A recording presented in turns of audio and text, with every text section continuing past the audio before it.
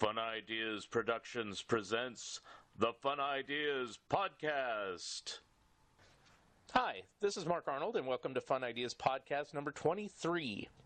Alvin!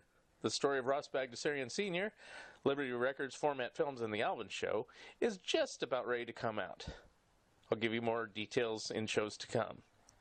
Friendly Ghosts, Little Devils, Giants, and Rich Kids, The Art and Creations of Warren Kremer, is also about to come out too. Crossing fingers. I'm also flying to Los Angeles next week to do interviews with Johnny Harvey for his Ghost Empire documentary about Harvey Comics. I will let you know in a future podcast what happened and when this exciting documentary is due to come out. Our guest today has worked for Filmation, Ruby Spears, Hanna-Barbera, Marvel, working on such shows as G.I. Joe, Transformers, Thundarr, Gem, Inhumanoids, Alvin and the Chipmunks, Tiny Toons, Tarzan and the Super 7, Webwoman, Dungeons & Dragons, Teen Wolf, Batman, Superman, Plastic Man, and more. Here he is, Buzz Dixon. So on the phone I have Buzz Dixon. How are you? I am fine. Thank you very much. And just wanted to know a little bit more about you. You have a lengthy career in writing for animation and comic books, so I guess tell me how you got started in writing. What were your interests growing up? Well, as I've mentioned to people, when I was growing up, my family moved a lot because my father worked in women's clothing. Let me explain that. My father was in the textile industry in the South. In particular, the specialty was he worked at factories that made women's apparel. And he worked as what you would call a time studies engineer. The closest analogy that I could give would be an efficiency expert. And basically, every time he would get a factory up and running smoothly, they'd say, well, the only person we don't need now is you. Yeah. So he would lose a job. And as a result, we moved 20 times before I graduated high school. I mean, we moved a lot. And because of that, I gravitated towards science fiction fandom, because in science fiction fandom, you are never further away from your friends than your mailbox. Mm-hmm. You know, we were exchanging fanzines. People would, be pen pals, writing letters to each other. So as I got interested in science fiction, I started wanting to write my own stories. At about age 12 or 13, I began writing and submitting, and I didn't sell anything, of course, because, very few 12 or 13-year-old kids do so. But I was at least started at that age in writing and trying to write. And when I was drafted in 1972, I ended up becoming a military journalist. When I got out of the Army in 78, I applied for USC's film school. I was accepted, but the film school didn't start until October, and I was discharged like February. So my wife and I decided, well, we'll just go to Los Angeles. I'll try to find a job, at a studio as like a driver or a mail clerk, something like that, and just get my feet wet in the business before going to school in the fall. And to make a very long story short, I was dropping my resume off at every studio in town. I started at Universal and worked my way down. And I got all the way down to Filmation Studios, and I basically walked in the door about 5 minutes after they said, we need to find another staff writer and fast. Wow. And through Arthur Nadell, very nice gentleman who was their live-action producer, he basically took an interest in, I'll be frank, he was bored. He had nothing to do at the time. They were on hiatus between shows, and so there was nothing for him to actually work on. But Arthur talked with me, and when he heard that I had, been a military journalist and I had written some short stories, he asked to see the short stories. And then he gave me an opportunity to kind of unofficially work up some story ideas for a series that they had developed, but they were having trouble coming up with stories. So I gave him the short stories, and he, without my knowledge, it was okay, but he forwarded them to Lou Scheimer, one of the founders of Filmation Studios. Lou was in Hawaii at the time on vacation, and he sent it by FedEx. And in sending something by FedEx to Hawaii was a big deal. So he sent my short stories to Lou, and then when Lou came back, he saw the premises that I had written on his desk, and he told Arthur, he says, I don't know which guy we should hire. Should we hire the guy who wrote the short stories or the guy who wrote the premises? And Arthur said, Lou, they're the same guy. And Lou said, get him. So I very quickly ended up on staff at Filmation, and I just figured, well, I'm making a living now, actual living writing, animation. I'll put off going to college for a year, and then next year I'll go to college. Well, next year never came. Oh, wow. That's what happened. Yeah. So, backing up a little bit, I will ask you more about Filmation, though. You had mentioned something in your formative years that you were one of Forrest J. Ackerman's monster kids. So, yeah. What did you do to earn that title? Well, basically, if you were a fan of Famous Monsters magazine, and if you got involved in fandom through Famous Monsters, being a horror movie fan, which is pretty much how I started, that would qualify you as a monster kid. Mm-hmm. Because one of the things that Forey did, one of the good things that Forey did, was that he basically told all of us who had these geeky interests, hey, it's okay to have the geeky interests. It's okay to be in contact with other people who share those geeky interests. It's perfectly all right. You're not a freak for being interested in monster movies. And he provided, through the pages of Famous Monsters, he would make it possible for people to find other people, in the sense of, he would say, there's this fanzine out there, there's that fanzine out there. The rivals to his magazine were even more fan-oriented, like Castle of Frankenstein and a couple of others. Right. And by that, I mean they were much more active in providing links to fanzines and fan clubs and amateur filmmakers, things of that nature. And through Famous Monsters, I sent out for my first fanzines. Photon, which was like the premier horror movie fanzine at the time, and a couple of others. And the first writing that I had that was published in a fanzine called Gore Creatures, which was, as you can imagine, it was a fanzine about horror movies. Mm-hmm. And I wrote an article about how unrealistic spaceships sets were at the time, because they didn't, there'd be like 2 dials and a lever, and that was it, and you'd fly to Mars on that. Right. But from there, that got me interested in science fiction fandom in general, and that introduced me, at least, through letter writing and through, letter columns and fanzines and whatnot. It introduced me to a lot of people, that many of whom I still know to this day. Mm-hmm. And, pretty much that got me started. Now, did you get anything published in Famous Monsters, even a letter or a photo or anything like that?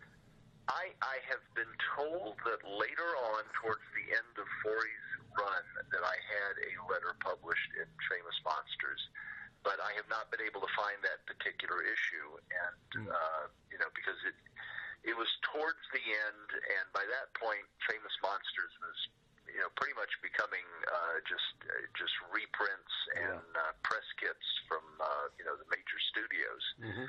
So I had stopped following it on a regular basis, and there was also a lag time. Typically, it would be like 3 or 4 issues before. If you commented on issue 50, it would be issue 54 before your letter would show up. Right. So I assume I had sent him a letter on something, and by the time it got published, I had broken off my regular reading habit of Famous Monsters. Oh, okay. Now, I have most of the issues. I'm missing 30 issues or so here and there, and most of them are the earlier issues. But I could take a look. You can. I'm sorry. Go ahead. I was going to say I could take a look. That's all. Go ahead.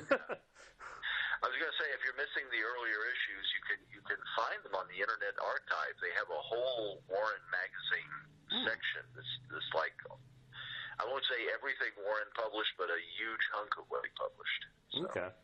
Yeah, because most of them are the earliest, most expensive issues. I think the earliest issue I have in my collection is number 5, I think. So.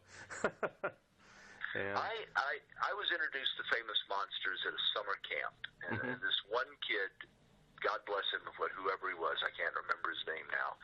He basically brought a footlocker filled with monster magazines and comic books. So in this one summer, I was introduced to Marvel Comics, I was introduced to Thundarr Agents, and I was introduced to Famous Monsters. Oh, wow. I mean, it was a major, impact in my life, as you can imagine.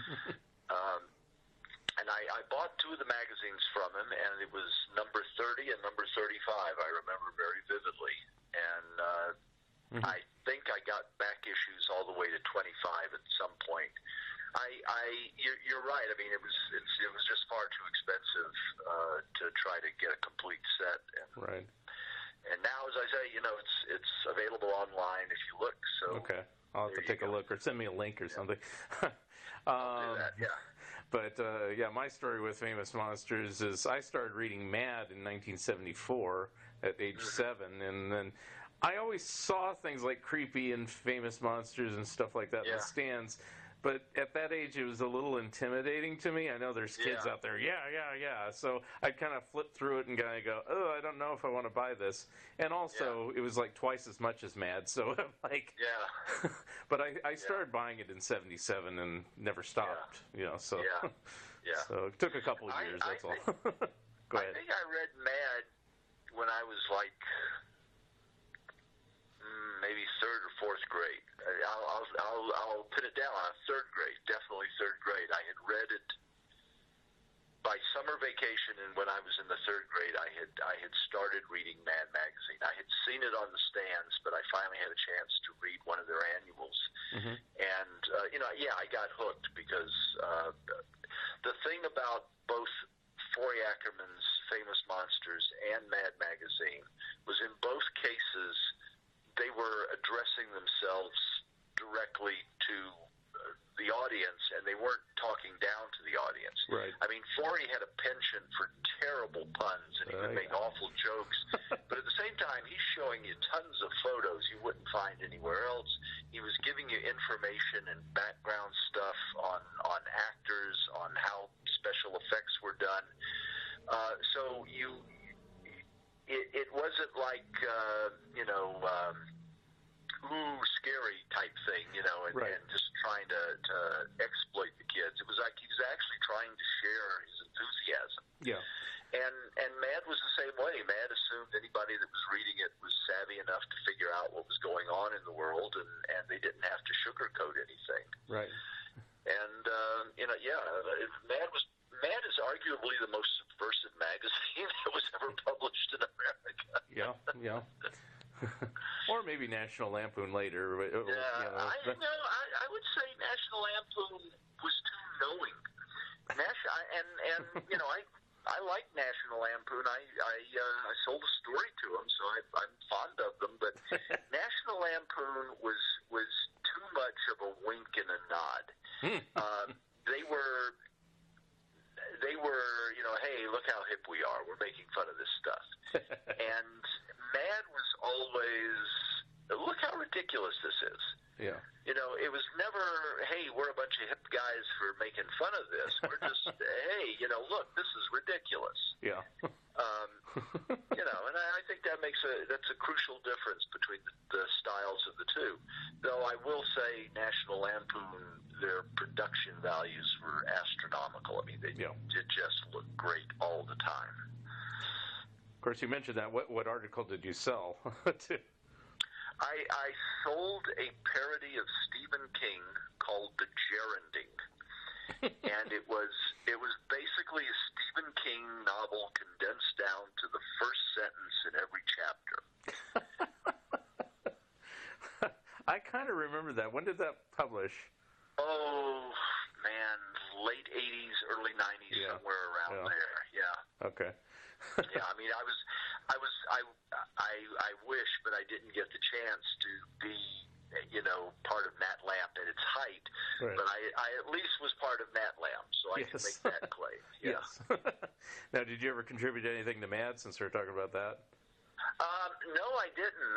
I think maybe in my lifetime I sent one or two things to them, and they just didn't gel. I knew enough about how the magazine was put together and the pitching process to understand that if you didn't have well-established chops as a comedy writer, you weren't likely to get much traction there.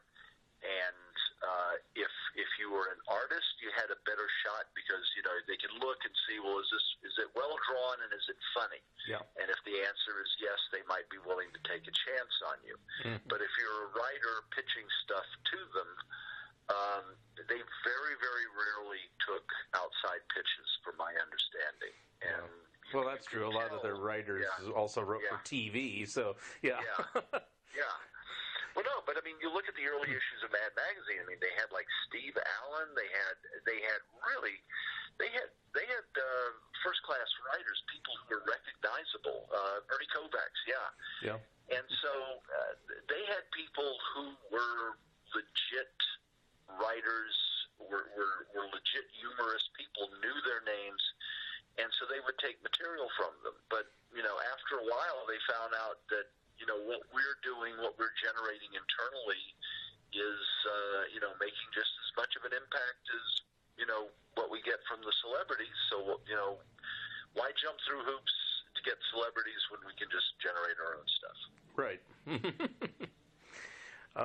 So moving back to Filmation, so you worked for a lot of animation studios, so I guess let's talk a little bit about each one. So when you went to Filmation, that was like late 70s. I think your first show 78. was Mighty Mouse and Heckle and Jekyll. No, actually, there was something. There were a couple of things before Mighty Mouse. The very first thing I worked on never got made because the show that I did the pitches for, they had a show called Starlight and Sunbright, or some variant of that. And the premise was that there were these twin girls who had superpowers, but one only had superpowers during the day and the other had superpowers at night. And,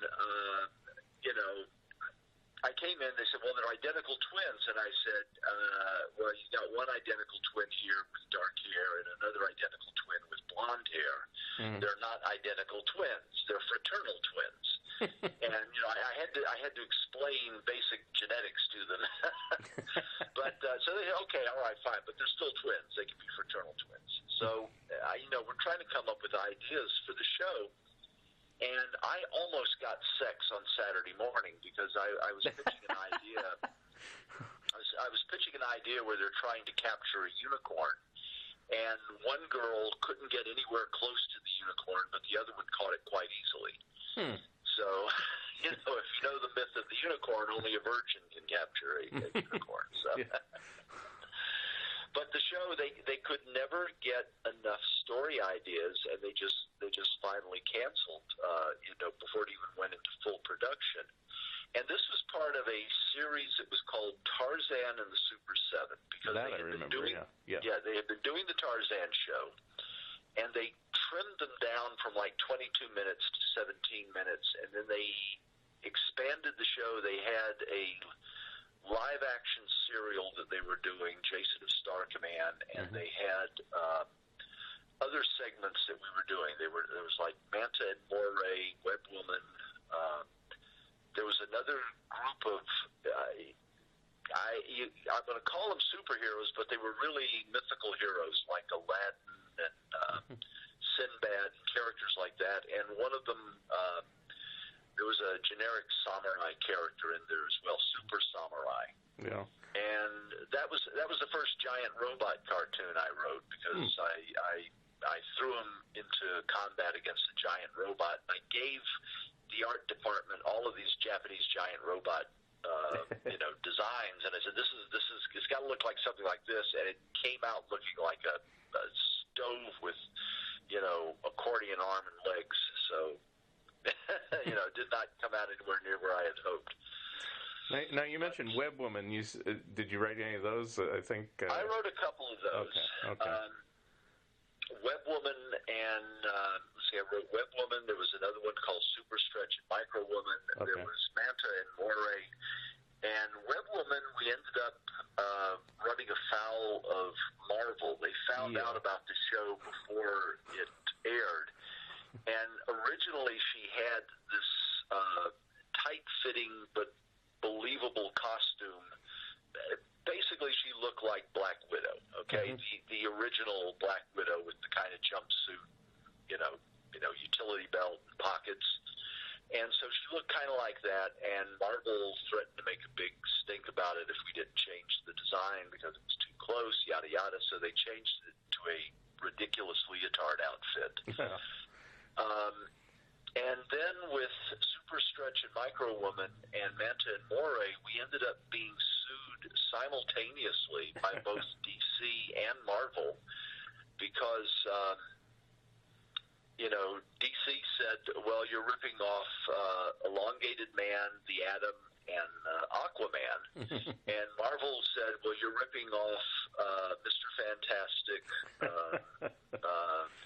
Ant-Man, and Namor. And I told Lou, I said, Lou, just have the two studios decide who we're ripping off and let them fight it out who we're ripping off, and then we'll deal with the survivor, And instead, Lou managed, his lawyer managed to lose suits to both companies. Oh, so we were sued for ripping off both companies.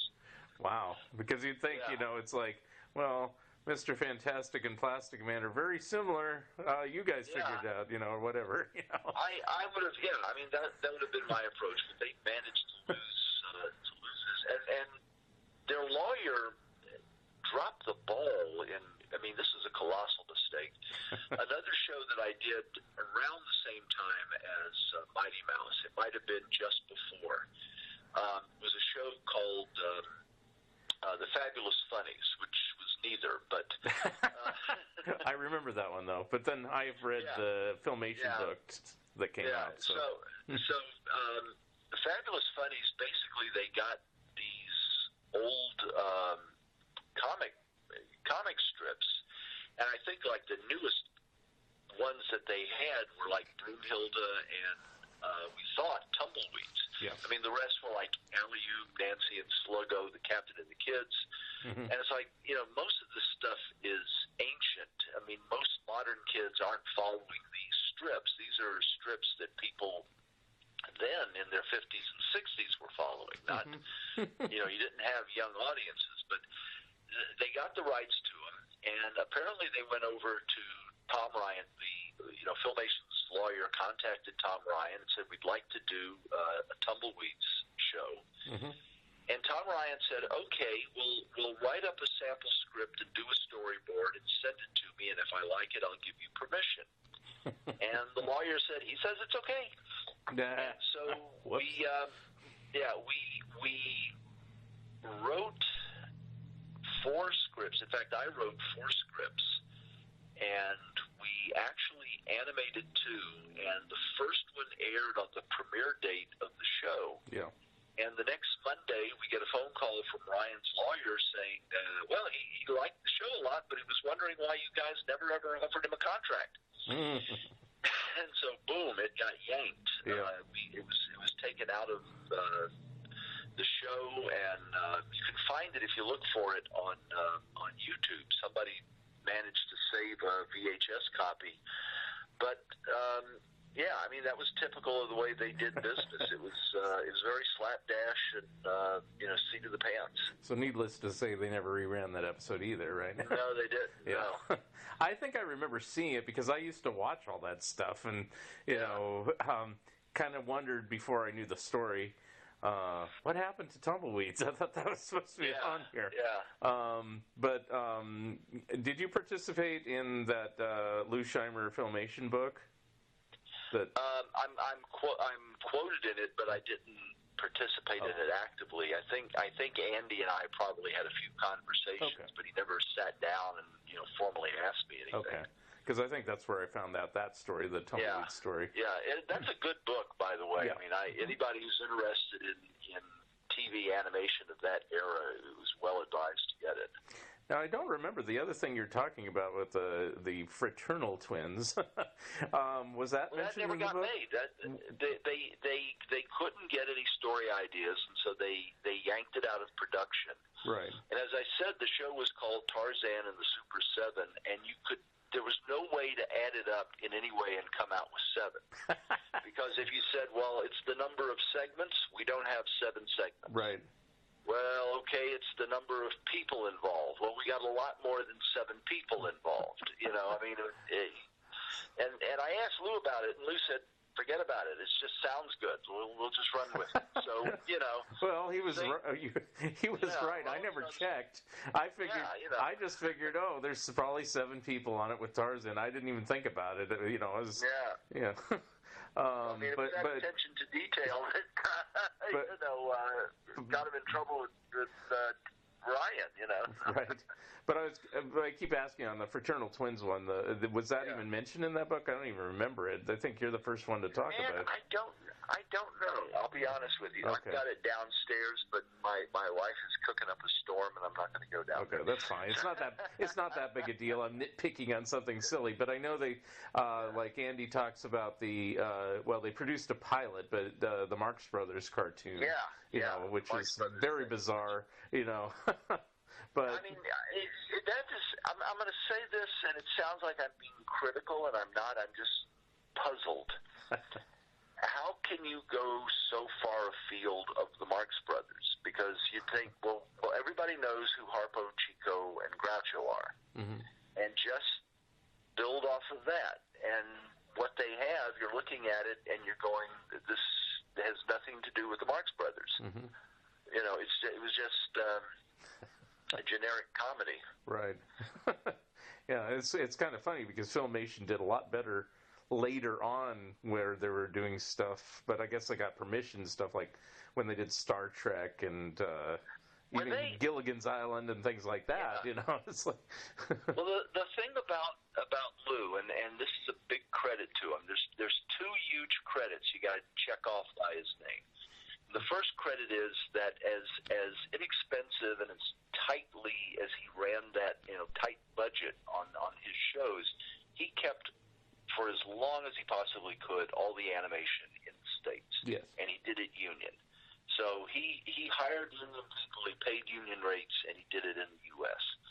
And the other thing is he recognized that these shows had to be done on a shoestring, and he needed writers who could visualize a story in their head and could tell an interesting story without calling for a lot of animation.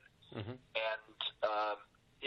if you're working at Filmation, they would give you this big, thick notebook of stock shots, and they'd say when you're writing an episode of Fat Albert or Tarzan, go through here and call out specific stock shots.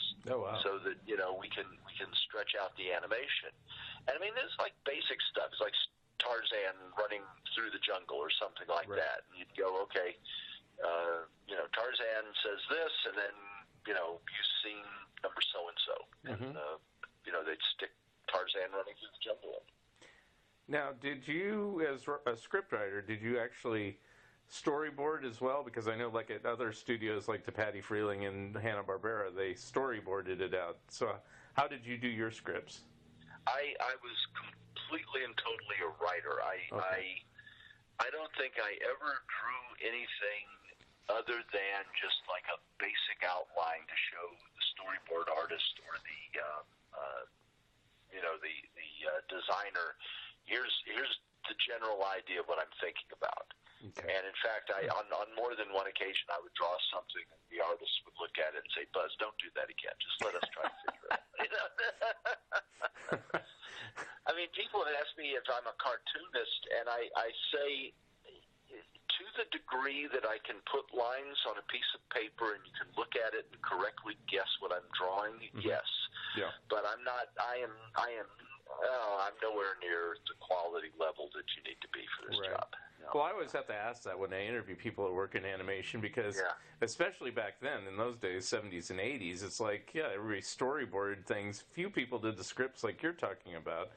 Well, actually, it was the other way around, to be honest with you, because what had happened was that prior to the 1950s, prior to Hanna-Barbera, finding a niche for themselves on television, even animated features were done storyboard style. They would have story meetings, and they'd sit around and they'd hash something out, and somebody might jot down some notes, but then a storyboard artist would actually draw it out, and they would, they would expand or contract sequences and move them around. They were like drawn on cards and pinned up on a board. Or at Disney, funny story for Disney. I'll tell you in just a second. At Disney, they had these huge pieces of artboard, and they would paste the each sequence that they were doing for feature films on the artboard. And when they were doing Bambi, they had an artist, because they would keep the artboards in their conference room. And when they were doing Bambi, there was an artist working for him who was a little guy, short person. And he used to sneak in the art into the conference room, and he'd crawl behind the artboards, because these were huge pieces of material. He'd crawl behind them and take a nap. And he's back there napping one day, and Disney comes in with some investors, and they're talking about Bambi, and he's hiding behind the Bambi storyboards. And Disney is flipping through these storyboards one by one, and this guy is just crouching back there, waiting for the last one to fall. But luckily, the last one is the end of the story, so they don't have to flip it over. And so he survived. He wasn't exposed, but wow. But no, what happened was that everything had been done on storyboard up to that point. And then when Hanna-Barbera got into television, and particularly network television in the early 60s, in particular the Flintstones, they realized we do not have the time to develop these things the old-fashioned way. We need people who know how to write scripts, to write the script, and then we'll hand them the storyboard artist and tell the storyboard artist to draw what has been, written. And at that point, they started recruiting full-time writers. They had used writers in the past to write cartoons, but again, it was basically the writer would come in with the storyboard artist, hash the idea out, and he might write up a synopsis and hand it over to the storyboard artist. But the formal script writing was not done the way it was done, after that. Right. Okay. And Flintstones and Jetsons pretty much forced, Hanna-Barbera to start relying on traditional screenwriting methods.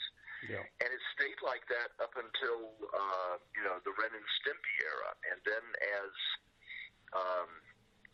this new generation of artists turned creators were being introduced, it flipped in the opposite direction. There was no work for the writers, and it was all storyboarded. And now you've got kind of this, it depends on the particular show and the particular sensibilities of the people working on it. So, going back to Filmation, did you just stay there exclusively? Or you because it shows you've done some Ruby Spears shows and even a Hanna-Barbera and Marvel productions later on. So I don't know. Was it like, I know other people I've interviewed, they kind of would work at things seasonally, so they could work at other studios at the same time. So well, I was on staff for about a year and a half, and they kept me through the first seasonal hiatus. And then after the second season I worked for them, they went on hiatus, and they said, we got to turn you loose. You're free to work anywhere else. And in fact, Lou actually made a phone call for me. I mean, thank you, Lou, to Ruby Spears and said, you ought to talk to this guy. He's pretty good. And so I went over to Ruby Spears at that point, and they were doing a show called Mighty Man and Yuck, which was a subset of Plastic Man. Yeah.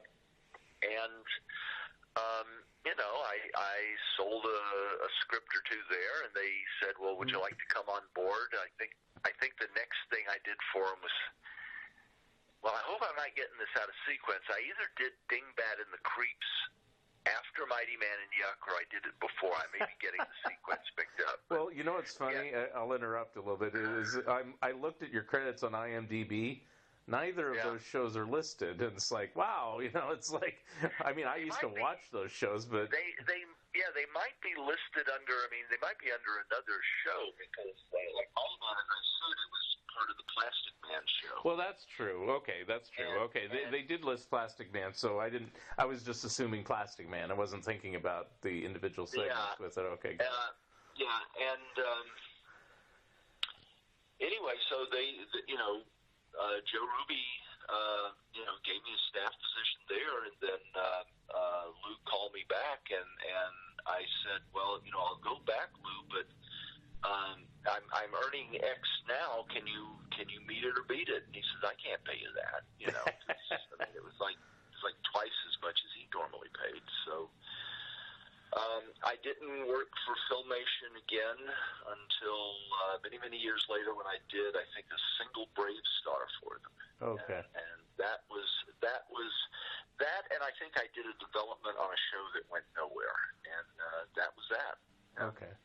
Yeah, because now on my list here, it looks like a lot of things. I mean, I could just run down the list, and you could say something about it. Okay. Ruby Spears' Superman. What did you do on? I mean, all of this is writing, I guess, right? Yes. Okay. Well, Superman, they got the rights to do Superman, and Steve Gerber was the story editor on it, and I think I did at least 2, maybe 3. Okay. That was a fun show because, I mean, I grew up as a kid. I loved the Superman TV show with George Reeves, so it was great to have a chance to actually write Superman. Mm-hmm. Let's see, what else have we got? Well, on the Superman, let me ask this. Were there something like that? Were there a lot of restrictions on it from DC or anything, or you had pretty much... Not really. I mean, it's basically, everybody knows what Superman is. Yeah. It's Superman, it's Lois Lane, it's Jimmy Olsen, Perry White. You've got Lex Luthor and Brainiac showing up to cause problems every now and then. And, the thing about a Superman story is that every Superman story is basically the same. The antagonist figures out some way of neutralizing Superman's powers, either by robbing... No, seriously. He either figures out how to rob Superman of his powers or to create a situation where Superman cannot use his powers, because if he does, something bad will happen. And then the moment Superman figures out a workaround to it, boom, story's over, because, he's Superman. It just ends that quick. But, I mean, that's fine. That's the appeal of Superman. Yeah. I remember as a kid, I love Red Kryptonite stories. Mm-hmm. And one of my favorite Red Kryptonite stories was he gets exposed to Red Kryptonite and he grows a beard. And he goes on television and he tells all the men in Metropolis, hey, I've been exposed to Red Kryptonite, I've grown a beard. I've got to ask you guys, everybody grow a beard tonight so that I can hide my secret identity. And everybody, all the men in Metropolis grow a full beard overnight. I love that stuff, Well, also, I asked you about restrictions from DC. How about, did you have any restrictions from the network? Since I know, like, the Filmation Superman was accused of being too violent and stuff, and then... Hanna-Barbera had Super Friends and stuff like that. I don't know. Was there any direction that way, or you were just allowed to do what you did? We did a show called Thundarr the Barbarian, which was Steve Gerber was one of the creative inputs into it. I can't remember if he did it if he created the basic idea entirely by himself, but I mean he certainly contributed a huge amount to it. And Thundarr the Barbarian is basically a futuristic fantasy about a, barbarian with a sun sword in the future, and he travels with Ukla the Mock and Ariel the Wizardess, and they have these adventures. And we had Jack Kirby, designing the show for us. Talk about just great experiences. And, we would put as much action as we could into it, and we figured out a workaround to the non-violence clause that the network would have, and that was that as long as it was a non-living magical thing, you could do whatever you wanted to with it. So, you send an army of human underlings to fight Thundarr. Thundarr is limited to what he can do. You send an army of mud monsters to fight Thundarr. Thundarr can go berserk. Wow. So we would do stuff like this. We would do shows where he's fighting against robots or mud monsters or energy beings, that sort of thing. And when the show got picked up, the network said, this show has been entirely too violent. We're gonna trim down the violence in the next season. And Joe Ruby said, well, what are we going to do? Because, if they trim the violence out, there goes the appeal of the show. And I said, well, the only thing we can do is to write a season opener that is so incredibly violent that even after they get through censoring it, there's a lot of stuff left in it. And that way, in the future, when we write something and they say you can't do it, we say, well, hey, you let us do it in the season opener. And Joe said, well, who are we going to get to write that? And at that point, every eye in the room turned towards me. So I wrote this thing called Wizard War, which is just like I deliberately packed this thing with as much action as I could do. Steve Gerber read it and told people that I was the only person he knew who could write a 45-page fight scene without repeating himself once. And I was like dropping robots into ducted fan blades, and parts are flying off in all directions. And it was so violent. Joe Ruby looked at it and turned green and said, my God, we can't send this to the network. So he trimmed it down a little bit. And it went to the network, and the network just, my God, what are you doing? This is great. And so they whacked out a lot of stuff, but by the time they finished whacking out stuff, we still had a traditional Thundarr level of action and adventure in it. So we saved the show that season by keeping it on the air. But the follow-up to it is, for the next 17 years, I was the official bad example at ABC program practices. Because whenever they would bring in a new person to be a censor, they would hand them that script and say, if you can't find 50 things wrong with this, you're not getting the job. Wow. That's funny. Yeah. So you mentioned Steve Gerber a number of times here.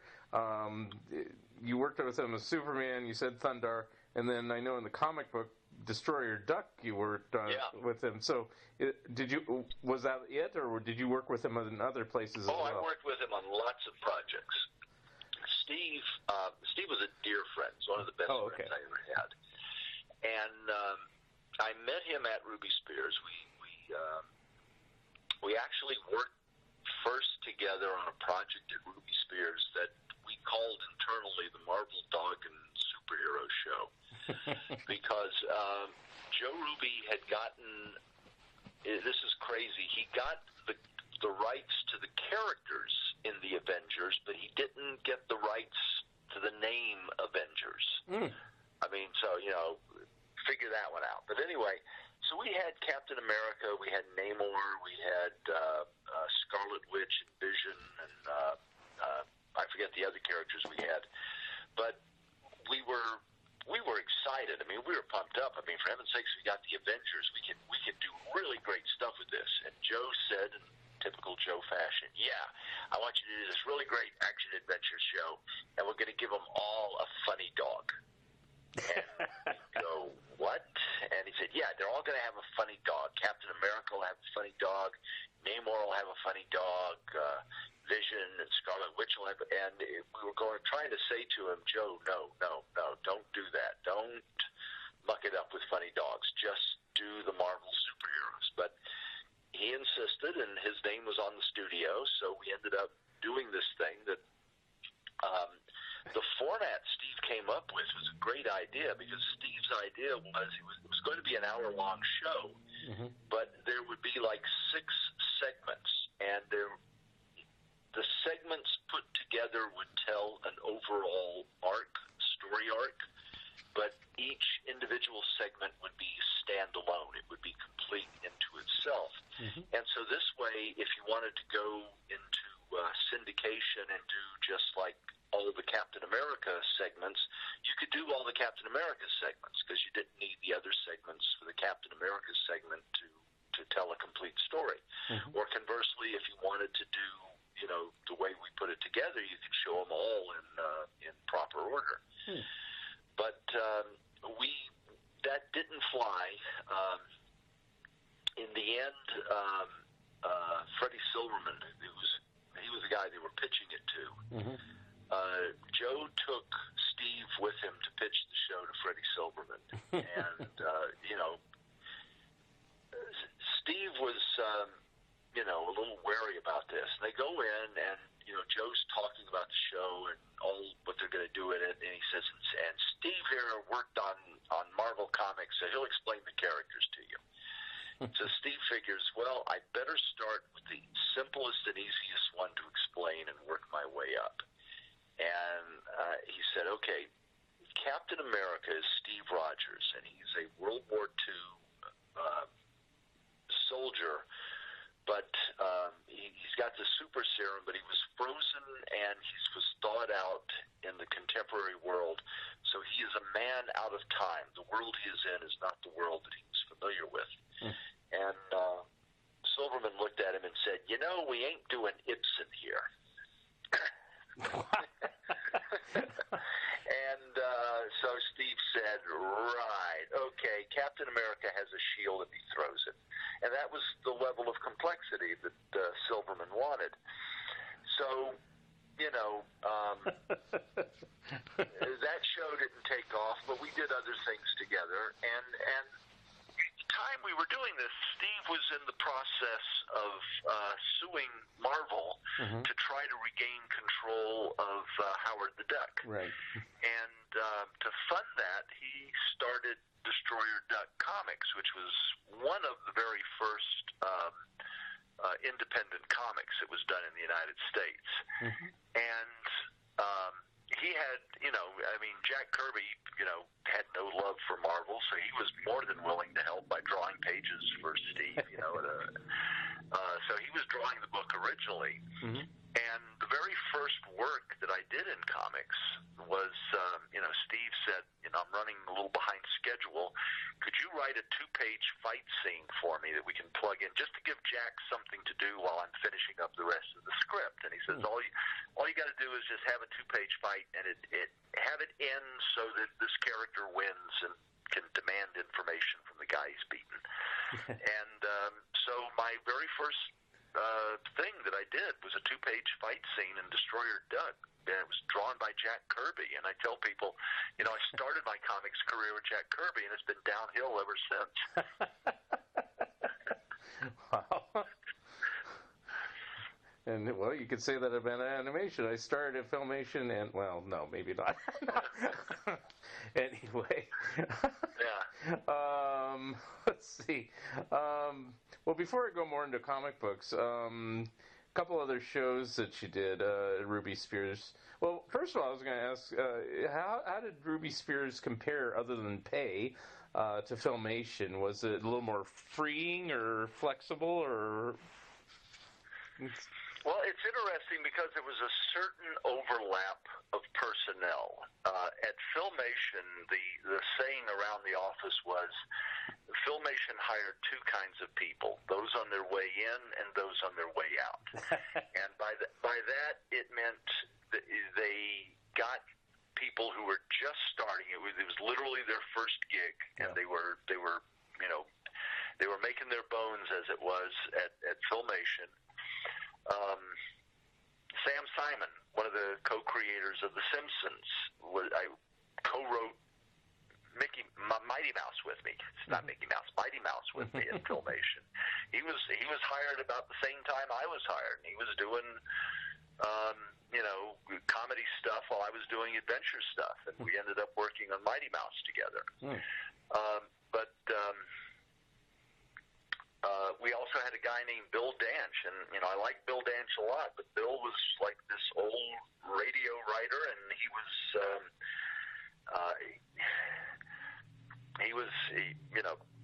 was reduced down to writing stuff for Filmation. He was at the end of his career. So a lot of people that I met at Filmation, guys like Tom Mitton and John Dorman and Eddie Fitzgerald, they ended up either working at Ruby Spears or working at other studios because, other studios paid better. And there was that migration out. We didn't have as many burned out cases as they had at Filmation. And I'm saying that sounds cruel. I realize even as I was saying it, because it's not that they were burned out cases, but I mean, Lou would have empathy for people who had done a lot of work in their careers, and now they were in the sunset of it. And they didn't have the same chops that they had 20, 30 years ago, but they still need to eat. They still were entitled to their dignity, and right. Lou gave them an opportunity. But the stuff they were doing didn't have the punch and the edge that the younger guys were doing, and the younger guys were guys and gals were being drawn away by other studios that could pay better. Yeah.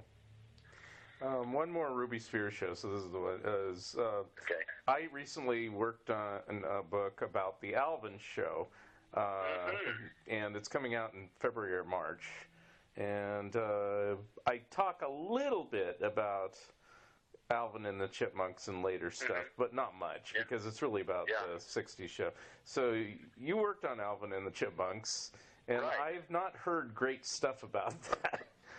Experience from different people, so I was just wondering what your take was on that. My take was it was a lot of fun. Okay. Ross Bagdasarian Jr. Was a good person to work with. He and his wife were good people to work with.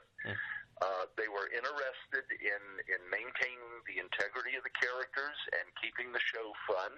And I never had any problems with them.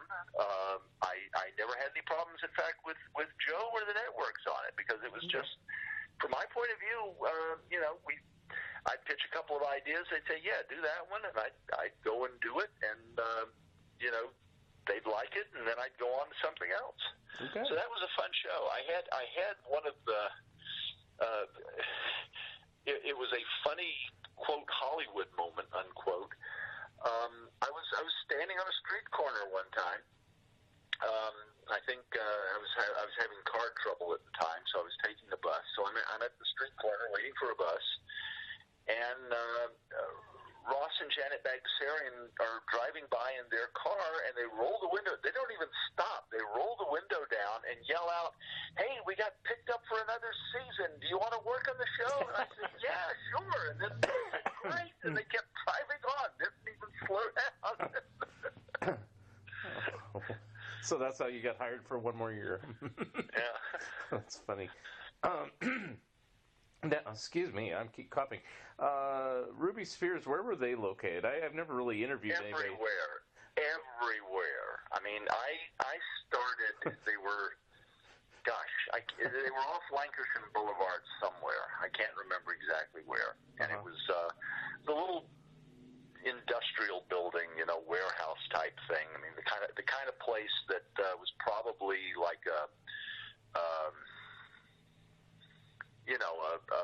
men's clothing outlet before they took it over, and then became a plumbing supply store afterwards. It was just a generic building that they subdivided. Then after that, we went to what we called the Fortress, because this is interesting. Bank of America anticipated what their computing needs were going to be in the early 70s, and they figured, well, we're going to need X amount of space to hold the computer, and the computer has to be physically secure.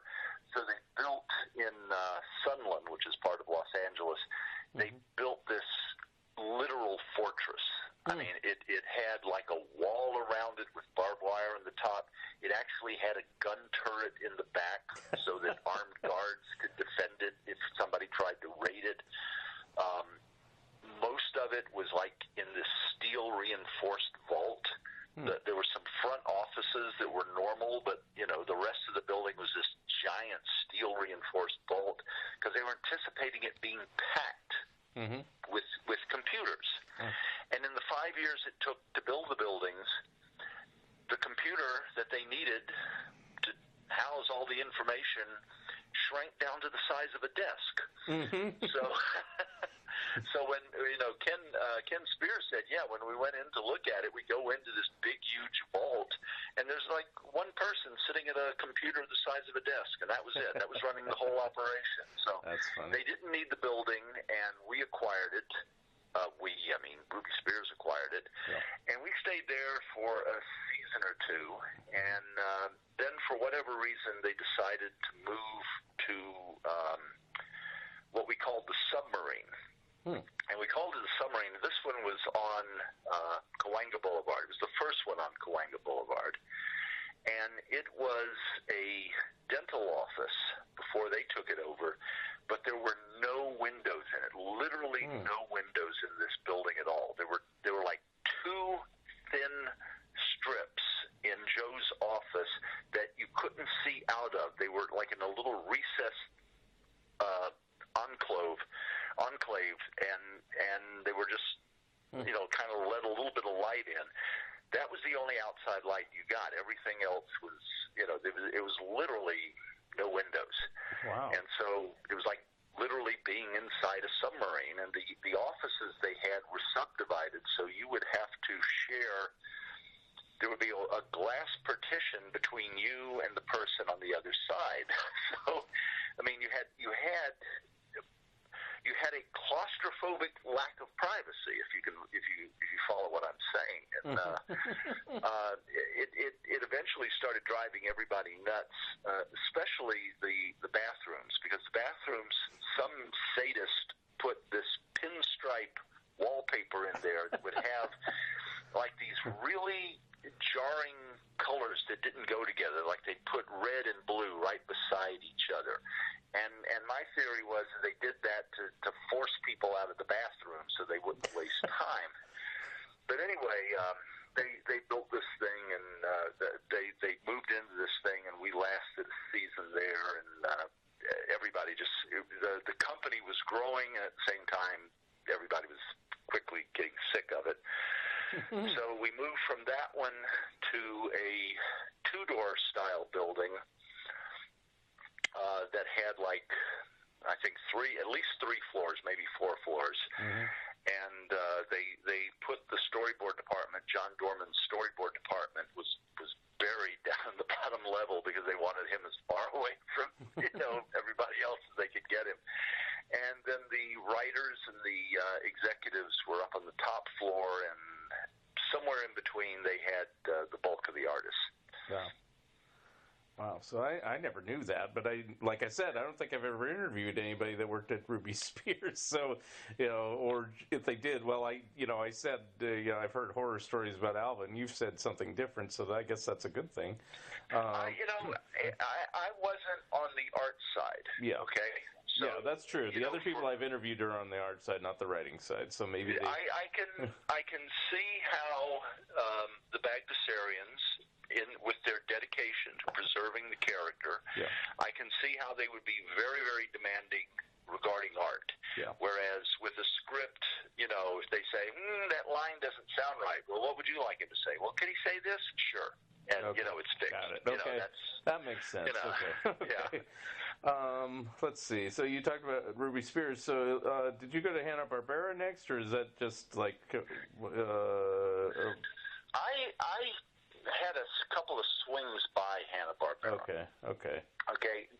When I was working at Filmation, the two story editors I worked with were a couple of guys named Chuck Menville and Len Jansen. Yep. And they did a lot of scripts together. They did a lot of stuff together. Yeah, they actually did an Oscar-nominated short film called Vicious Cycles, where it was done in what was called pixelation style, which is where you animate full-size objects or people frame by frame, and it looks like they're moving even when they're not. And so they would position themselves, pose like they were riding on motorcycles, even though they didn't have motorcycles, and they'd come roaring over, hills and around curves and stuff like that. Yeah, I've seen their stuff. Like they did Sergeant Swell, and there's another one that they did. It's very similar to that. Yeah. So, very silly stuff, but yes. Yeah, it was, but I mean, it got them work. And yes. Hey, so they ended up being story editors over at Hanna-Barbera, and for some reason Hanna-Barbera split them up. They weren't working together, well, I can understand why, because Joe and Ken had started at Hanna-Barbera, and they created Scooby-Doo, and Joe Barbera felt threatened by them. So I can understand fully that Joe Barbera wouldn't want another creative team running around loose. But anyway, the Hanna-Barbera at the time, it had the best way to describe it, if you could imagine two like college buildings, big 1960s style college buildings with these concrete lattices on the outside. And to get into the building, you would have to go to a parking lot, walk all the way to the back, and come down this courtyard between the two buildings to the front, because you couldn't enter directly off the street. You had to come through the parking lot, through the courtyard, all the way to the front of the building. You would be admitted into the front of the building. They would make sure that you had business there, and then they would give you permission to see whoever you had to see. Well, the thing is, Chuck Mendel's office was all the way in the back of the building. So that meant when I was working with him on this show, I was writing an episode for him of a show called The New Schmoo. Oh, yeah. I would park, I'd walk all the way to the front, get my things, walk all the way back to him, have the meeting, walk all the way to the front inside the building again, and then come out and walk all the way down the courtyard to, leave the building. And about 2 or 3 times after doing this, I just got fed up, and I said, I don't want to waste my time walking all the way down and then back.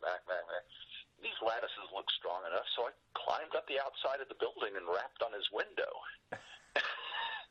He almost had a heart attack. And he opens the window, he lets me in, and I said, I didn't want to go through the big doors anymore like that. And then the upshot of that was the next time I came, they'd actually put up a guard post to make sure no one climbed the outside of the building anymore.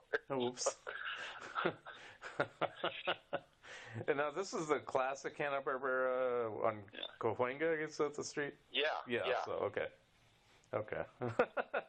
Yeah, they're not there anymore, unfortunately. Right. It got torn down. Yeah. When I worked on The New Schmoo with Chuck, and then I was working full-time at Ruby Spears, and Ruby Spears was having problems selling shows. And Hanna-Barbera, meanwhile, had sold a lot of shows, and they needed to farm some of the work out. So they had they were doing Mork and Mindy, Happy Days, and Laverne and Shirley in animation. Right. And they gave the shows to Ruby Spears to do, even though the shows were not released under Ruby Spears' brand. We were doing the animation, writing the stories, and everything else. Yeah. So, at first blush, you'd think, well, wow, Mork and Mindy would be a great show to animate. You can do all the crazy stuff that you can't do on a budget, on a sitcom budget. And first off, they gimmicked it up. They added a funny alien to travel around with them. Well, that wouldn't have been too bad. But then they hired somebody to be the story editor who, this person, let's just put it this way. I wrote a script for them, and I had Mork make an RRR joke. And if you remember the show, he would make this sound, RRR. Right. And it was clearly an R sound because they would make puns and jokes off of it. Hey, how about a little R&R? R-R-R-R. Yeah. That sort of thing. So I write a script, and he changes it to onk, onk, onk. And I said, no, it's not onk, onk, onk, it's R-R-R. And he says, no, it's onk, onk, onk. And I said, no, it's R-R-R because they, I gave the example, they make an R&R joke, one little R&R. He refused to change it, and he sent it to Robin Williams. And Williams was contractually obliged to do the show. Yeah. But he told Ruby Spears, he says, write all the scripts, send them to me. I will record them at my home one time, and I will send you the tape, and that's it. I am not doing anything beyond the basic minimum. Yeah. And he recorded the show flat on his back in his bedroom, just reading into a cassette tape recorder, and just recorded the stuff that we sent him, and made no effort to really sell it the way that he could have sold it. I mean, if you saw Aladdin, right, yeah. I was going to say it was no Aladdin, yeah. Yeah. And all of these shows had, they did dumb things with them, like Happy Days went into outer space, and if I remember correctly, Ron Howard and Henry Winkler had enough clout to say, no, we are not doing this. And, in fact, you can't even use our likenesses on the show. So it ended up with, like, Potsy and, the rest of the supporting cast going into space. And Laverne and Shirley were in the Army, and they had a pig as their drill instructor. And it's, for heaven's sakes, how do you ruin just... How do you write for that? You wrote for it. How'd you write for it? We just, man, I just, you turn your brain off and you just, there was a thing, and I forget who coined the term, and it might have been Gordon Ken, it might have been Marty Pasco, but there was a term we used at Ruby Spears called simulated humor, and simulated humor was something that took the place of an actual joke. It had the rough outline of a joke. You recognize that okay, this part is supposed to be the setup, and this part is supposed to be the punchline. But it would be like if you were drawing a picture and you said, okay, I'm going to put a car in here, so I'm just going to draw kind of like an oval shape right now to know where the car is going to go.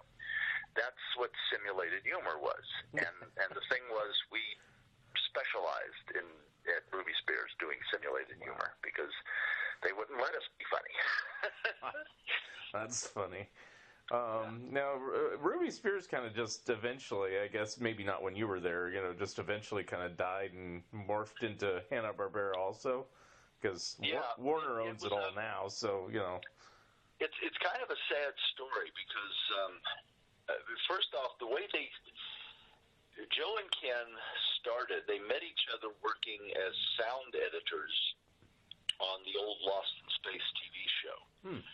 And they were then working as editors, film editors, at Hanna-Barbera.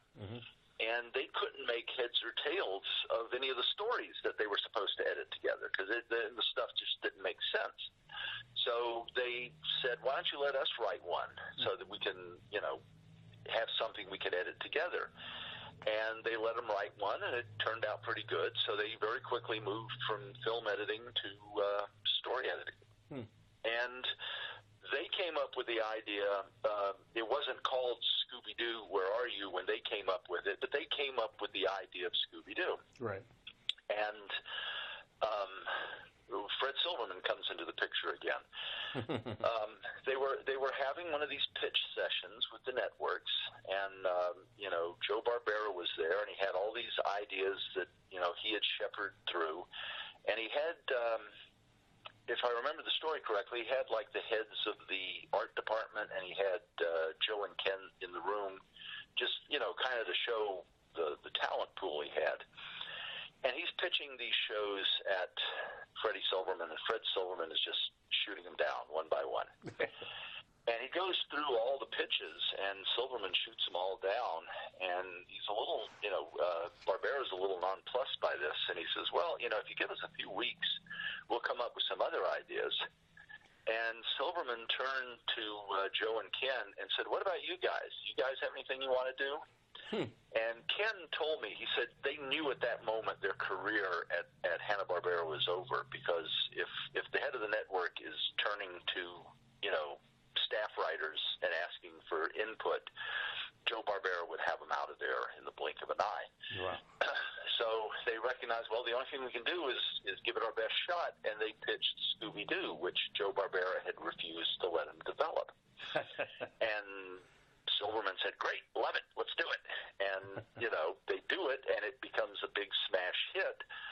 So the first year of Scooby-Doo, they were protected because, Barbera couldn't do anything to them, couldn't get rid of them while the show was a big hit. Yeah. But the second year, out they went. Yeah. And when they were cut loose, Silverman hired them as kind of like freelance story editors that he would plug into shows that were having problems. And he basically, he worked on Planet of the Apes. And they were having trouble with the Planet of the Apes show because what had happened was the guys that were doing Planet of the Apes, the previous show they had worked on was a show called Medical Center, which was one of these hospital dramas. So it's like every Planet of the Apes episode was about an ape with a medical problem. And we're talking about the live action TV series. The live action, okay, yeah. Okay. And they sent Joe and Ken over to get some action into this. and they couldn't do it. I mean, Joe and Ken came up with an idea very similar to what was eventually done in Die Hard. I mean, which is to say their great idea was there's a skyscraper, an automated skyscraper that's been buried, and they dig their way into it, and you're having the apes and the humans and the mutants running up and down the corridors of this otherwise pristine building, chasing one another. And their idea was, we can use the 20th Century Fox Tower and shoot in there, all these action scenes. And no, the producers wouldn't go for that, wouldn't pitch the idea. So, that's why there was only one season of Planet of the Apes. Yeah. Anyway, so Silverman was clearly grooming them to be live-action producers.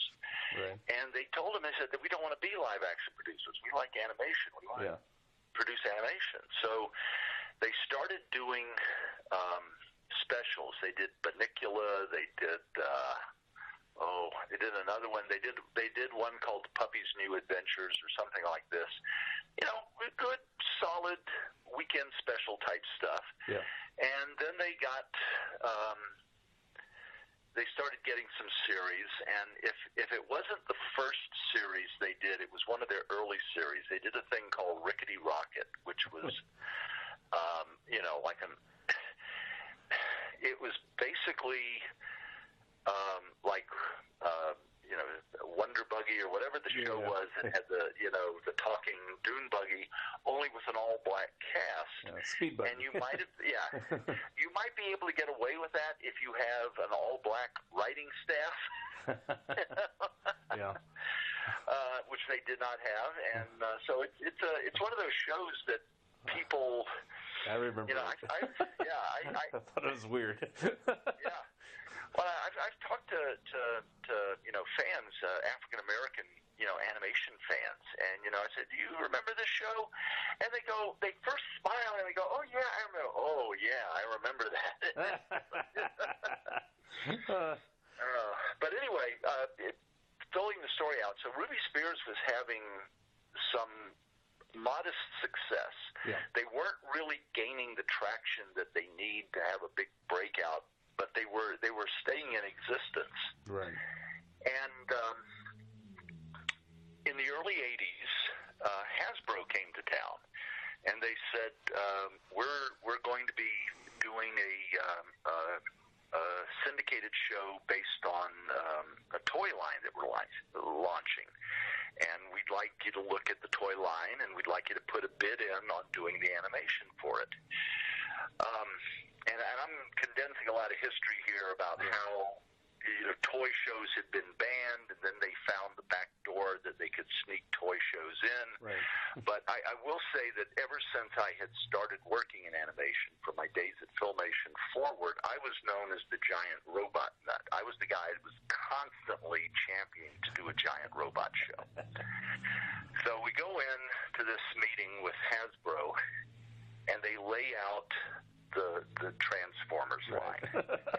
And I'm going, oh my God, this is it. This is going to be huge. Yeah. And I'm saying, Joe, we have got to get involved in this project. This is going to be giant. This is going to be big. This is going to hit a nerve like nobody's business. Right. And we just got to do it. And Joe said, no, I'm passing on it because I got a better idea. I've got an idea called Turbo Teen about a boy who turns into a car. And, I lasted on Turbo Teen about 15 minutes because when they got the Bible developed, Joe calls a writer's meeting. We all go in. He hands the Bible out to us, and he said, now go read it and come up with ideas. And I go in my office, and I spend about 15 minutes. I get about like 3 or 4 pages in. I just throw it into the trash, and I go into Joe's office, and I say, okay, Joe, I'll work on the show, but you got to explain a few things to me first. If the kid is a car and they take his wheels off and he turns back into a kid, is he missing his hands and feet? If he's a car and they take the battery out and he turns back into a kid, is he missing his heart? Right.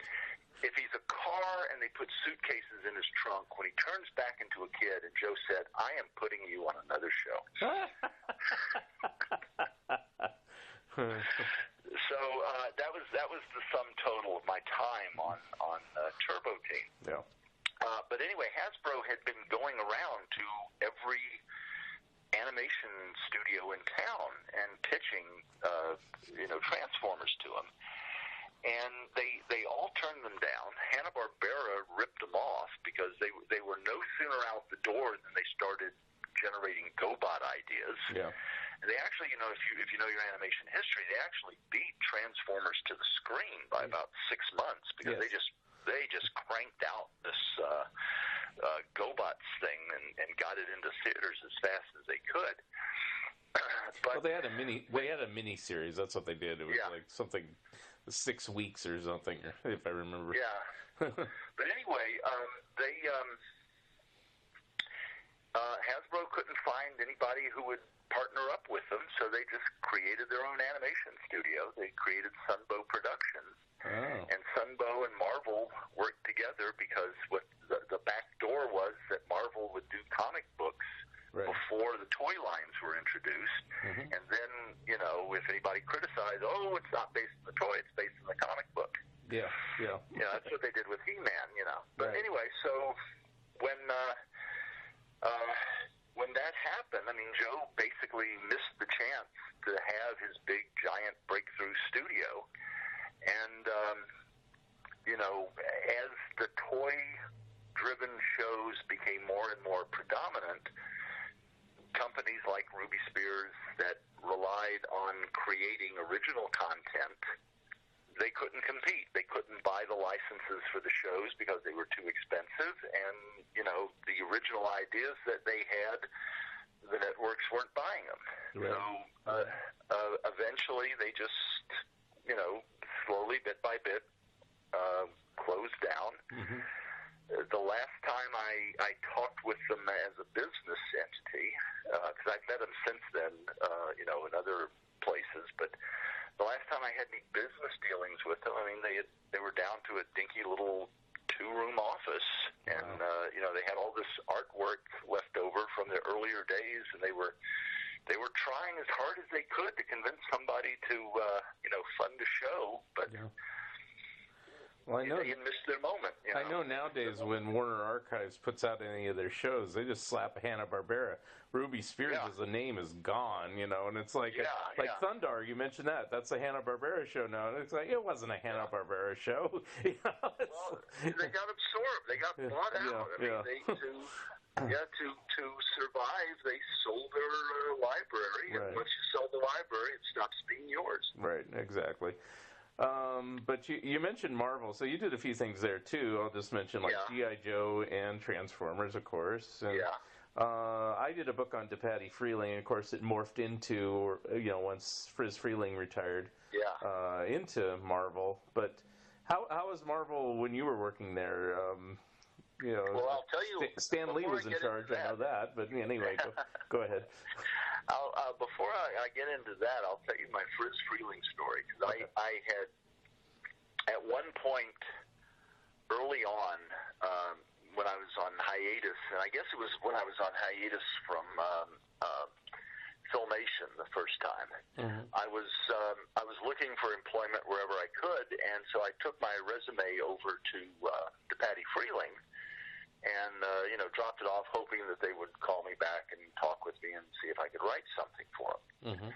So I went over there, and I got lost on the way out because the building had a roughly the building they were in at the time had a the main hall went all the way around, but if you came out the office facing in the wrong direction, you would think you were going back the way you came, but you're going in a different direction instead. And I came out in the wrong direction, and I'm getting deeper and deeper into the workings of DePatie Freeling, and I'm trying to find my way out. And I will never forget the first thing that Friz Freeling ever said, because I was looking, and I poked my head into a door and saw this little old man sitting there drawing cartoons, and he looked up at me and said, "What the hell do you want?"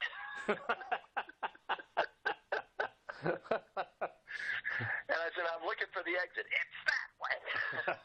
That's the sum total of my Friz Freeling. Well, most people I interviewed said he was Yosemite Sam, so yes. Yeah. I will say a slight, another Ruby Spears thing. They did 3 shows for DePatie Freeling. It was the Hound Cats, Bailey's Comets, and the Barclays, I believe. Yes. That was after they left Hanna-Barbera before their own studio. Right. But right. Yeah. none of those were particularly successful either. So it's like, anyway. Let's see. So, working at Marvel on that, was that how was that compared to the other studios? Well, I did not work for Marvel on G.I. Joe and Transformers. I was working for Sunbow, and Sunbow was working with Marvel. Now we had interactions with them because we would write the scripts, send them over. They would send storyboards back when. Recording sessions were done. We would try to send somebody down to supervise the recording session. We would also try to have somebody go down and supervise the final mix to make sure that the sound effects and the music and everything was right. And every now and then we'd have like weird little things happen.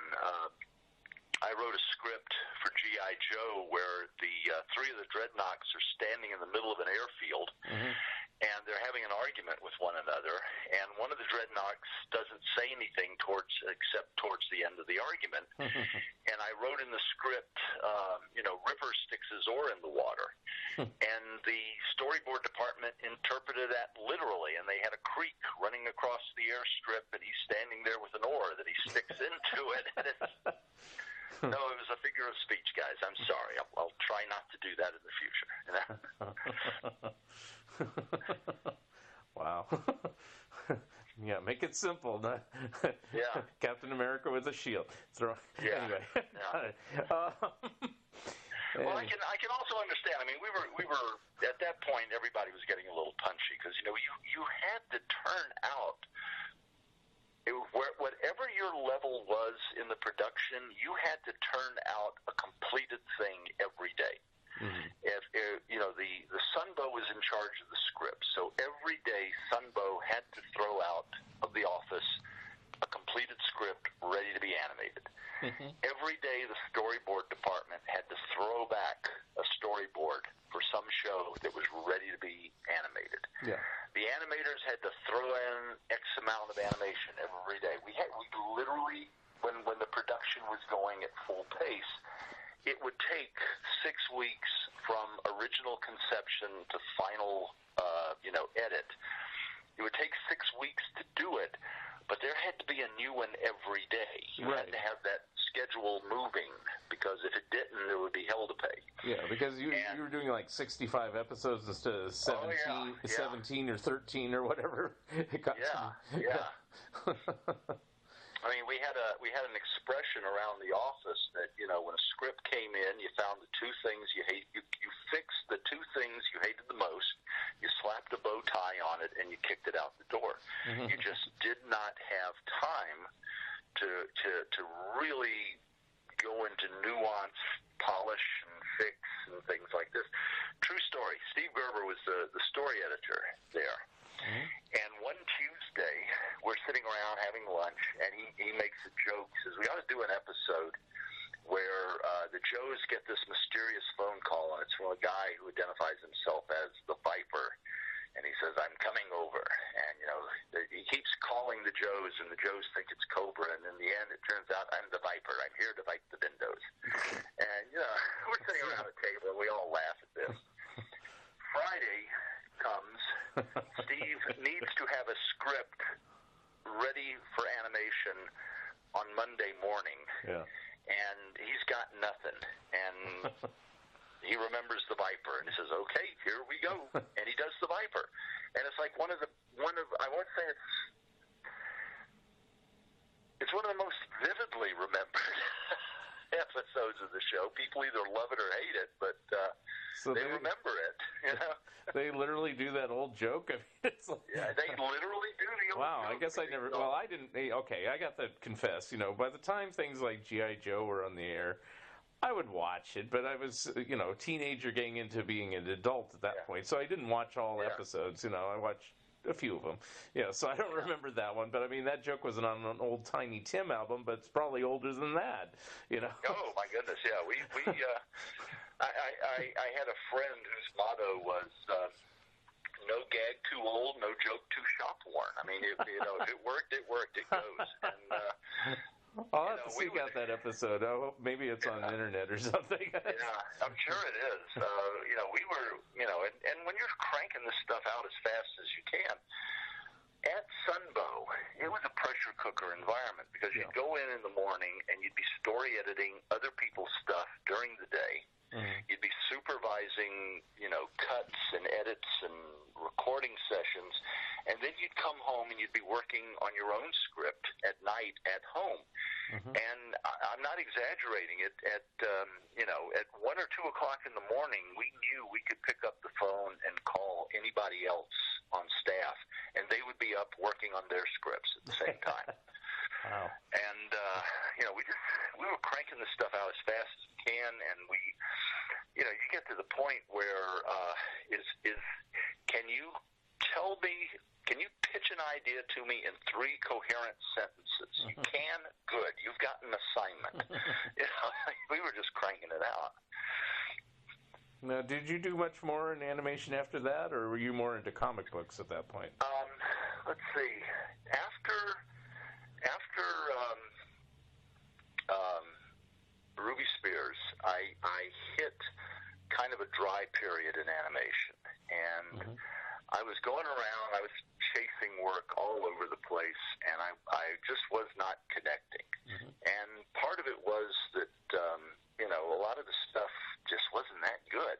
And it was heartbreaking, because the stuff that was good had no guarantee of getting on the air. I worked on, I can't remember the title now, but I worked on a Canadian-backed show that was going to be like a big, action-adventure fantasy show, and really solid concept, good, complex characters. I mean, I'm not exaggerating when I would say it would be like the level of the Robotech series in terms of character complexity and whatnot. And I wrote a script for them I was immensely proud with, and I was really looking forward to working on the show when it went into production, and they could never close the financing on it.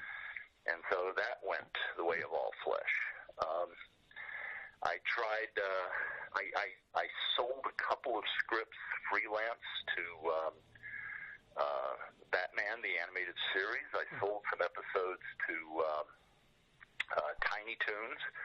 Weirdest pitch that I ever had, and the strangest. This shows you how there's so many different ways to do cartoons. I went into Tiny Toons because I knew Paul Dini, who was working there. I go into Tiny Toons and I said, I have an idea. The Tiny Toons have to deliver a piano to the tune of the Hungarian Rhapsody. And he says, write that up. And so I go home and I'm thinking, well, how in the world do I write it up so that it shows that it goes in tune with Hungarian Rhapsody?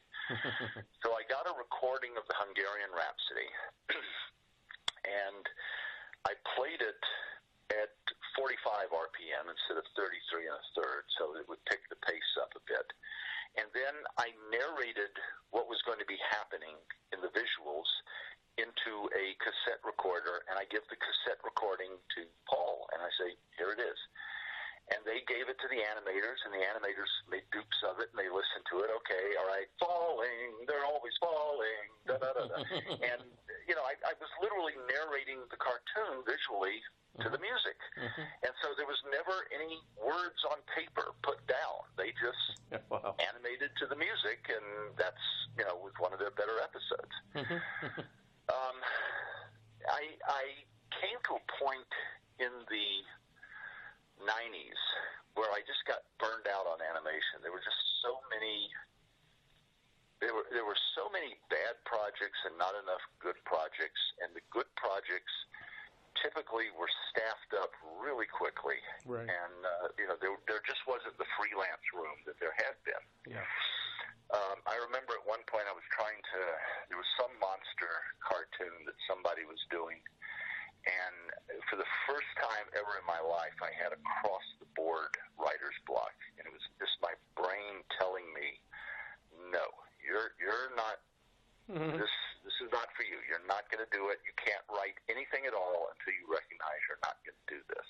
So I finally just, threw in the towel on animation writing at that point.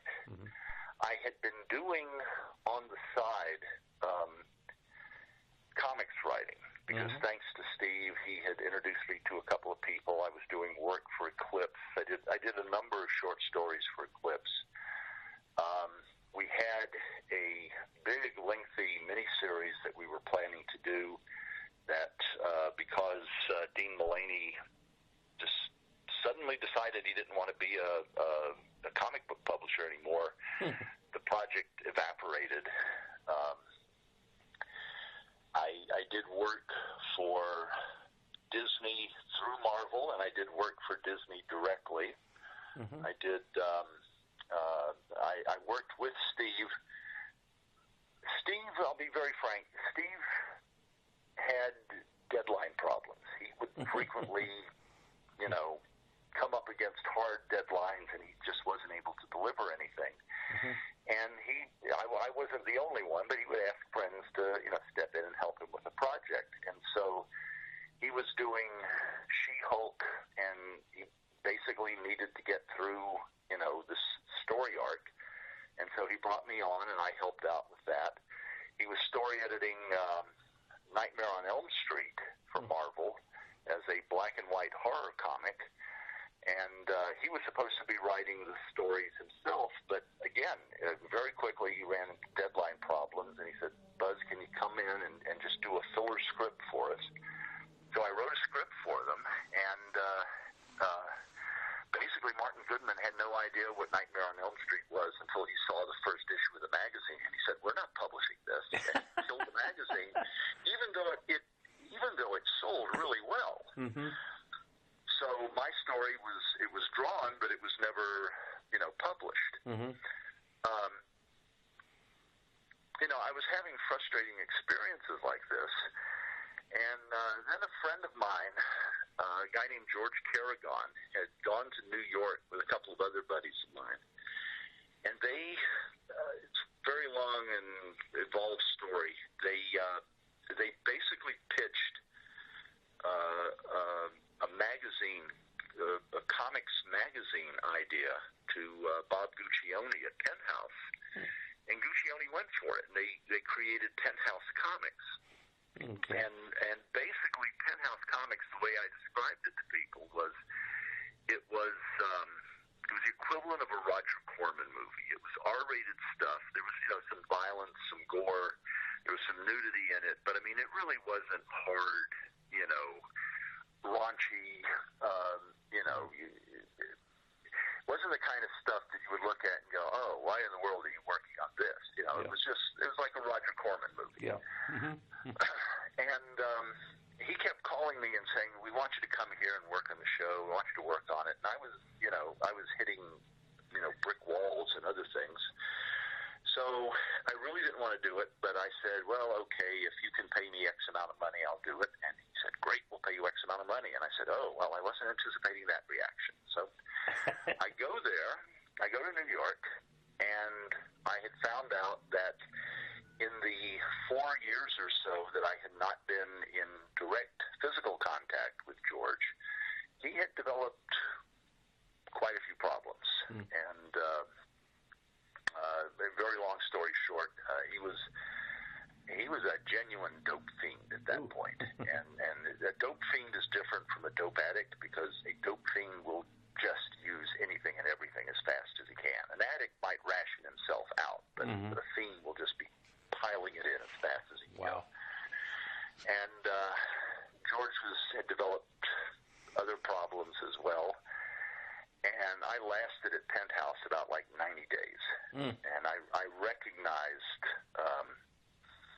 because I was doing 2 weeks in New York, and then I would come back to Los Angeles for 2 weeks and try to try to promote Penthouse Comics to animation studios, try to get an animation deal going. And so about 90 days in, I recognized, somebody is going to go to jail, to the hospital, or to the morgue, and it's not going to be me. And so I came home, and I came back to Los Angeles, and I told my wife, I said, I'm not going back. I'm going to call George and tell him, I'm withdrawing from the company. And then I got a frantic phone call from some of the people who were still working with George in New York and said, you have got to come back. You are the only person that he will listen to.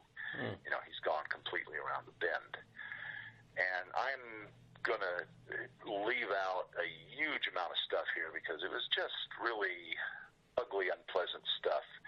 And, George had a lot of friends who wanted to help him, but he did not want to be helped. And I went back to talk to him, and I recognized that there's a saying, you hear people say, well, it wasn't him, it was the drugs talking.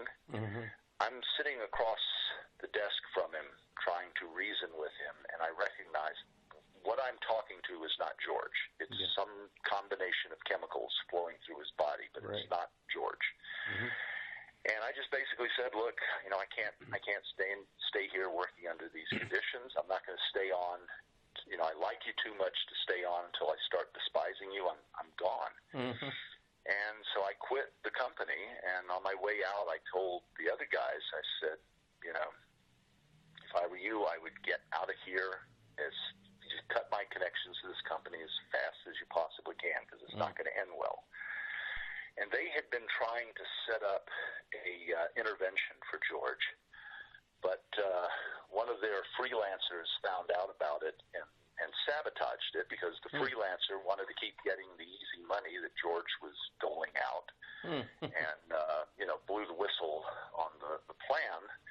So they basically left, and one of them, it cost one of them $80,000 because he had invested in the company at the start, and he was expecting to get it back on the end, and it was either walk away from $80,000 or something terrible would happen.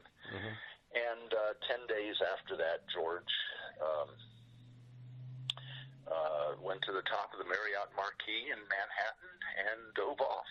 Wow. So, yeah. So you got out of that one. Yeah. Yeah, and I was that affected me very badly. I mean, I went through an even rougher period after that. We ended up declaring bankruptcy. We lost the house we were living in. We moved into a smaller place. I was getting absolutely no traction anywhere. I mean, I couldn't, you hear the expression, can't even get arrested in this town. Well, that was pretty much what it was like. There was nothing I could do that could generate any interest. Nobody wanted to hire me. And I literally got to a point where I just said, okay, God, if this is it, because my wife was working for UCLA, and they had told her, the University of California is going to be opening up a new campus up north, and there's a great opportunity for people to be like the first, generation of people to move in there. I mean, there's, great promotion advantages and whatnot. And you ought to take this. You ought to move up north and take it. And when she told me about this, I thought, well, geez, I can't think of any reason to stay in Los Angeles. There's no reason to stay here. So I basically said, well, God, if this is it, if this is the end of my career, just give me a sign. Just let me know, and I'll go up north, and that'll be the end of it. And then within a day or two, I get a phone call from Stan Lee saying, hey, how would you like to be my chief of development? And I go, sure, Okay, there's your sign. Yeah. Now, I had been recommended for the job by my friend Mark Evanier. I mean, I don't want to shortchange Mark here. Mark did a tremendous favor for me. But I ended up working with Stan Lee, and there's the saying that history repeats itself. The first time it plays out as a tragedy, the second time it plays out as a farce. Well, if Penthouse Comics was the tragedy, Stan Lee Media was the farce. Oh, okay. And what had happened, I don't know how familiar you are, but after Stan had left Marvel, he hooked up with this guy named Peter Paul. Yeah. And Stan and his lawyer did not do their due diligence regarding Peter Paul, because if they had, they would have found out the guy was a twice convicted drug felon and, not somebody to get in business with. Yeah. But Peter Paul managed to sweet talk Stan, and say, well, look, you're this great creator. You created all this stuff for Marvel. We can do it again. We can create a brand new company that creates online, product and, a new generation of superheroes online. And we'll, and he had all this very vague idea about how we were going to make money.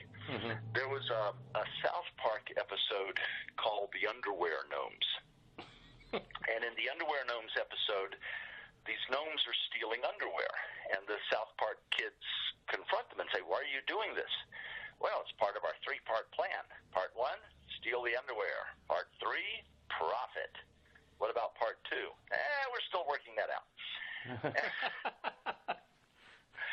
And that was pretty much Stan Lee. I mean, Stan Lee Media, because we would, we'd be sitting there and we'd say to Peter Paul, well, exactly how are we going to make the money? And the more you asked about how we were going to make the money, the more likely we were to get fired. Yeah. So I had developed, somebody had said to Stan that you ought to do a Christian comic book. And he looked around, and I was pretty much the only Christian that he could identify in the crowd. And he said, well, Buzz, why don't you develop one? So I developed this comic book called Serenity, which is about, I described it as Archie's with an Edge. It's about an unhappy girl who finds a happy ending. And I did this because I did my research, and I found out that the Christian market was not interested in superheroes. They wanted to see stories about real challenges to people. Stan wanted a superhero, Christian superhero. So basically, long story short, that was, Peter Paul's excuse to get Stan to fire me. But Steve Gerber told me, because I've been talking to Steve about this, and Steve and Mark Evanier, in fact, and they both said Stan hates confrontation.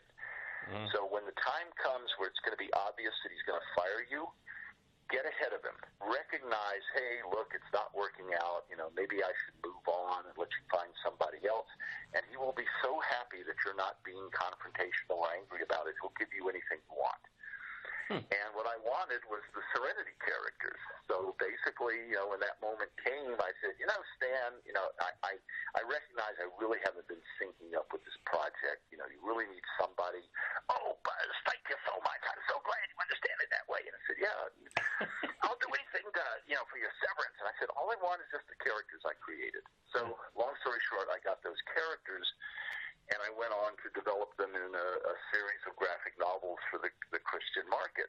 But about 18 months after I left Stanley Media, it turned, Peter Paul's real scheme came to light.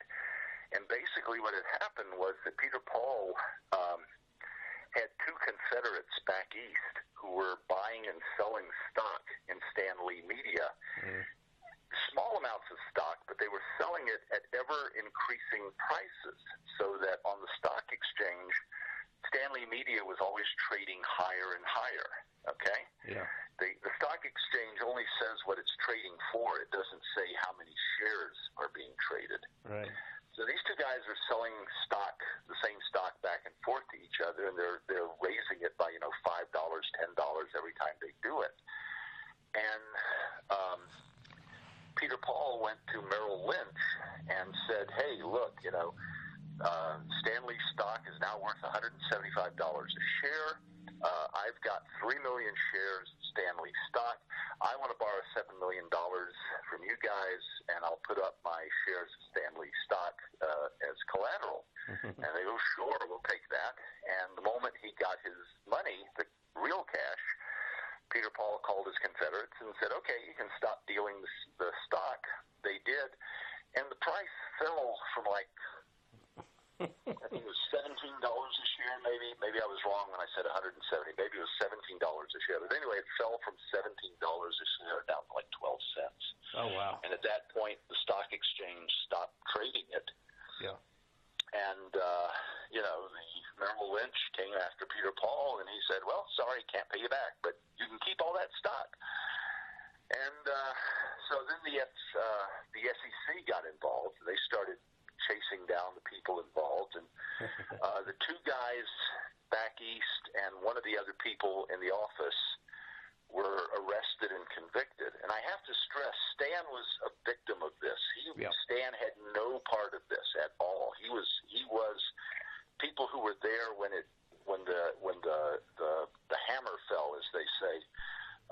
They say he was in a state of shock. He could absolutely not believe what had happened, because he thought literally the day before everything was just going great guns, and then overnight it collapses. Yeah.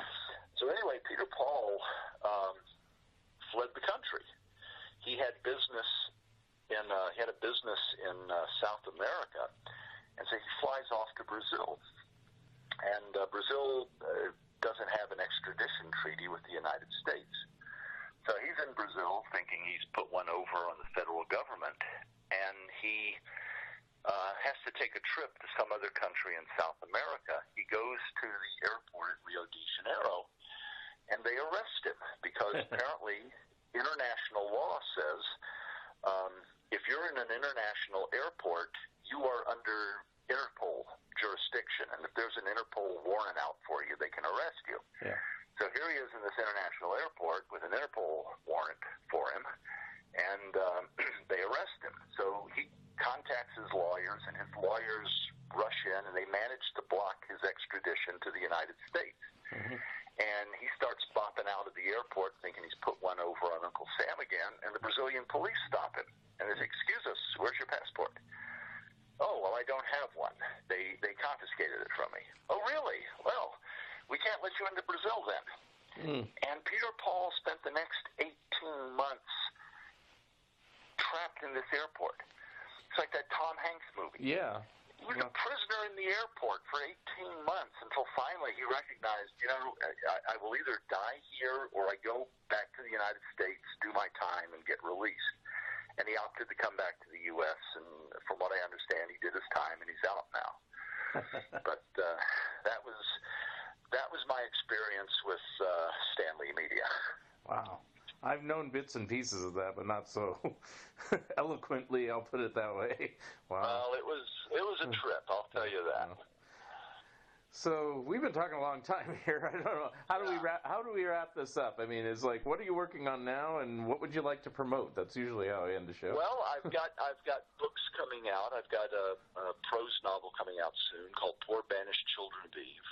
I'm moving into novel publishing and short story publishing. Mm-hmm. I've had a number of short stories published this year. I'm going to have a second story in Analog Science Fiction magazine next year called Labor Saving Relations. I'm going to be in a couple of anthologies coming out.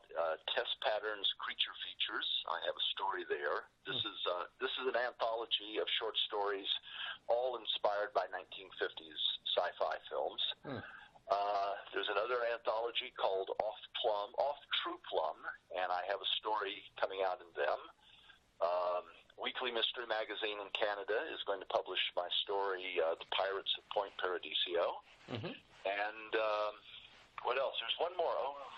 Well, going back to National Lampoon, I've had a podcast contact me and get the rights to do the gerunding on air. So that's going to be happening soon. So I'm continuing to write. I'm doing much more prose stuff now. I'm not adverse to getting back into comics or animation, but they're going to have to. I don't want to go chasing after anything anymore, if you know what I mean. I'm talking with a well-known artist in the field. He's got a project that he's got a company interested in, and when he described the project to me, because he wanted me to come on board, I said, well, that's interesting, because I have a project with a very similar point of view, and we compared notes, and we said, yeah, we can meld these two projects together, so hopefully something will come of that. Mm-hmm. Okay. Well, do you have a website or anything that people can contact sure you? Do. Or okay. You think I'm going to let you get away without that? And that's it. Thanks you very much. No, just kidding. Yeah. No, you can find me. I have a blog, www.buzzdixon.com. That's BUZZDIXON, all one word. Mm-hmm. I can be found on Facebook. I can be found on Twitter as Buzz Dixon Writer. Mm-hmm. I can be found on Instagram as Buzz Dixon Writer. And I'm on Tumblr as well as Buzz Dixon Writer. So, you'll poke around, you'll find me. I'm out there. Okay. Well, I thank you very much for being my guest today. There's a lot of information there, and it was very interesting. Okay, well, I'm always delighted, and thank you very much. Okay, and we'll talk soon. Okay. All righty. Have a good night. You too. Bye-bye. Thank you for listening, and thank you again, Buzz Dixon, for being my special guest. Episode number 24 will be coming soon. If you'd like to comment and or be a guest on this podcast, please drop me a line at funideas.mark@gmail.com. Become a Patreon of Fun Ideas Productions. If everyone listening just contributed $1 a month, that would be a tremendous help. This has been the Fun Ideas Podcast. This is Mark Arnold speaking. This episode is copyright 2019 Fun Ideas Productions. Thank you very much, and have a good night.